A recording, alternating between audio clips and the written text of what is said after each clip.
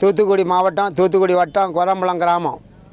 அதாவது அத்திமரப்பட்டி, முள்ளக்காடு, முத்தியாபுரம் விவசாய சங்கத்துக்கு உட்பட்ட பகுதி. சுமார் 2000 ஏக்கர் வாழை, மலையத்த வாழை பயிரிட்டிருக்கோம். இந்த பக்கம் நெல் வந்து ஒரு 1500 ஏக்கர் இருக்கலாம், சுமார் கூடுதலாகவும் இருக்கலாம். ஆனால் அதை பயிரிட்டிருக்கோம்.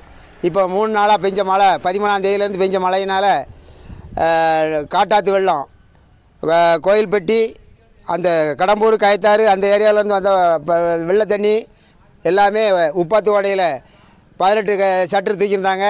அது எல்லாமே வந்து உள்ள நிரப்பி வாழையையும் நெல்லையும் அழிச்சிருக்கு. ஆனால் இந்த நெல் பயிர் ஃபுல்லாகவே மூழ்கி சேதமாக இருக்குது. வாழையை நீங்கள் பார்க்கிங்க, பச்சையாக இருக்குது தெரியும்.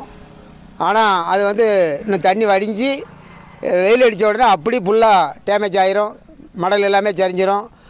அதை வந்து கவர்மெண்ட் பார்த்து போன ட்ரிப்பும் இதே நிலமை தான் ஏற்பட்டுச்சு. விவசாயிகள் இதிலேருந்து மீண்டும் கடத்தை வாங்கி லோனுங்கன்னு போட்டு நாங்கள் விவசாயம் பண்ணியிருக்கோம். இது அடுத்தாப்புலேயும் இதே நிலமை வந்து சேர்ந்துருக்கு. இது கவர்மெண்ட்டு பார்த்து என்னங்கிறத செய்யணும். அதை இந்த நஷ்டீடு வந்து கூடுதலாக இது பண்ணால் தான் முடியும். போன ட்ரிப்பு ஹெக்டேருக்கு 17,000 ரூபா இது பண்ணியிருந்தாங்க. அது போதுமானதாக இல்லை. இந்த இதை வந்து கவர்மெண்ட்டு பார்த்து நஷ்டீடையும் நிவாரணமும் கணக்கெடுத்து செய்யுமாறு தாழ்மையோடு கேட்டுக்கொள்கிறோம். தூத்துக்குடி மாவட்டம், தூத்துக்குடி வட்டம், அத்திமரப்பட்டி கிராமம்.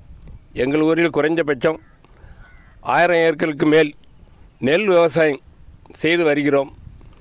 நெல் விவசாயம் குறைந்தது ஏக்கருக்கு 30,000க்கு மேல் செலவு பண்ணி அனைத்து வேலைகளையும் முடிக்கும் பட்சத்தில் மழை நீரில் அனைத்து முங்கி சேதமடைந்துள்ளது. முதல் வாரம் வரைக்கு மேல் உரமாக முதல் உரம் இட்டு நிலையில் 30,000க்கு மேல் செலவு பண்ணிய காரணத்தால் மழை வெள்ளம் அனைத்து முக்கி சேதமடைந்துள்ளது.